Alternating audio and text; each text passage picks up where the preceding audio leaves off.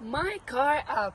This is the app that I'm going to use because I scratched my car today and I want to repair it. But before I do that, I want to have different codes to see which vendor I'm gonna take it to.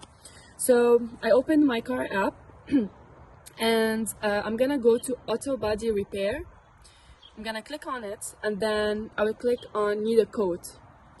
Once I do that, I have already registered my car to the My Car app, and I will click on this car because this is the car that I registered, and I'm going to select Scratch Repair because I scratched it. So I will select it, I will go to next, and then if I had any code, I will upload it, but in this case I don't have, I need codes. I will put my zip code. Then I'm ready to travel, like let's say up to 30 miles to go find a vendor. So I'm gonna click next. Then I'm gonna write a description, repair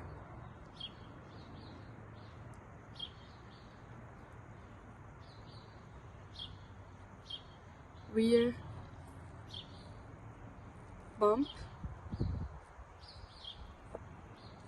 bumper scratch. Alright, and the more I put description, the better. Then I'm going to take a picture of the scratch so the vendor can see it and give me a code. I'm gonna click on camera and I will take a picture of it. Okay.